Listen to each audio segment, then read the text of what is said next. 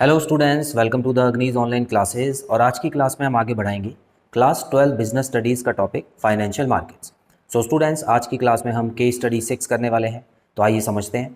Mister Ramesh and mister Harish are promoting a new company. तो यहाँ पर दो लोग हैं जिनमें से पहले व्यक्ति का नाम है मिस्टर रमेश और दूसरे हैं मिस्टर हरीश। तो ये दोनों ही लोग अपनी एक नई कंपनी को प्रमोट करना चाह रहे हैं। ठीक है, तो यहाँ पर एक वर्ड नोट कीजिएगा स्टूडेंट्स, इनकी कंपनी जो है वो न्यू कंपनी है। ऐसा नहीं है कि पुरानी कंपनी को ग्रो करना चाह रहे हैं या कोई और ब्रांच खोलना चाह रहे हैं, तो बिल्कुल नई कंपनी है। They are totally confused about how to raise funds from the market.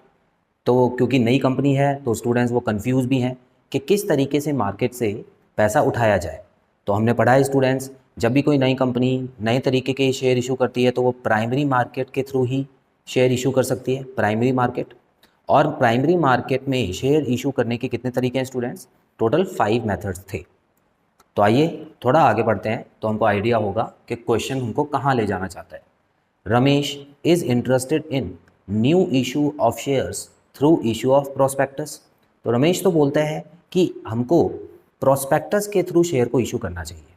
तो ऑफर थ्रू प्रोस्पेक्टस, आपको पता ही है स्टूडेंट्स, यहाँ पर प्रोस्पेक्टस बनवाए जाते हैं। छोटी सी मैगजीन होती है जिसमें कंपनीज़ के बारे में सारी डिटेल लिखी होती है कि उसके पास कितनी कैपिटल है, कितनी कैपिटल वो लोगों से उठा सकती है, कंपनी क्या काम करती है। तो ये सारी डिटेल्स प्रोस्पेक्टस में होती है। तो स्टूडेंट्स, प्रोस्पेक्टस वाला मेथड थोड़ा एक्सपेंसिव होता है, लेकिन इतना याद रखिएगा कि न्यू कंपनी के लिए प्रोस्पेक्टस वाला मेथड बहुत अच्छा होता है, क्योंकि नई कंपनी को अपना एडवर्टाइजमेंट देना ही होता है। पुरानी कंपनीज़ तो बाकी मेथड भी अपना सकती हैं, क्योंकि वो पुरानी कंपनीज़ हैं, उनको लोग जानते हैं और उनकी परफॉर्मेंस भी बहुत अगर अच्छी होती है तो लोगों को ज़्यादा एडवर्टाइजमेंट की भी ज़रूरत नहीं होती, क्योंकि उनकी वेबसाइट पे ऑलरेडी लोग सारी चीज़ें चेक करते रहते हैं। लेकिन यहाँ हम क्या देख रहे हैं स्टूडेंट्स? बिल्कुल एक नई कंपनी है। तो आगे बढ़ते हैं। However Harish is interested in rights issue. लेकिन जो हरीश है वो चाहता है कि राइट्स इशू किया जाए, मतलब जो एग्जिस्टिंग शेयर होल्डर्स हैं उनका पहला अधिकार होता है कंपनी के ऊपर, कंपनी के शेयर्स के ऊपर, तो उनको पहले इशू किया जाए। तो स्टूडेंट्स, बात तो ठीक है, लेकिन यहाँ प्रॉब्लम ये आ गई कि कंपनी क्योंकि नई है तो उसके एग्जिस्टिंग शेयर होल्डर्स तो हैं ही नहीं। अगर कंपनी पुरानी होती तो उनके एग्जिस्टिंग शेयर होल्डर्स होते, और हो सकता है कि उन शेयर होल्डर्स के पास जो रेशो है उसी रेशो में हम उनको जो नए शेयर्स हैं उनको इशू कराते। ठीक है, ये कंपनीज एक्ट में रूल लिखा हुआ है। लेकिन यहाँ पर तो हम देख रहे हैं न्यू कंपनी है, तो उसके एग्जिस्टिंग शेयर होल्डर्स कैसे होंगे? तो स्टूडेंट्स, यहाँ पे जो हरीश का मेथड है वो इतना अच्छा समझ नहीं आ रहा है, क्योंकि ये ऑप्शन तो अवेलेबल ही नहीं है। क्वेश्चन में क्या पूछा है?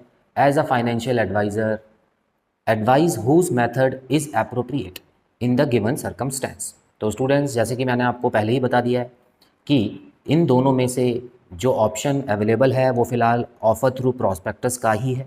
थोड़ा खर्चीला मेथड है, लेकिन जो भी नई कंपनीज़ होती हैं उनको अपना नाम पहले एडवर्टाइज़ करना होता है ताकि लोग उनको जान जाएं, और उसके बाद एक बार जानने के बाद कंपनी नेक्स्ट टाइम किसी भी तरीके से शेयर इशू कर सकती है। तो आइए स्टूडेंट्स, इसका आंसर पढ़ लेते हैं। तो यहाँ पे आंसर है इसका, the method of issue suggested by Ramesh, मतलब जो पहले पर्सन थे उनके द्वारा जो मेथड यहाँ पे बताया गया है, जो कि ऑफर थ्रू प्रोस्पेक्टस, वो ज़्यादा अप्रोप्रिएट मेथड है।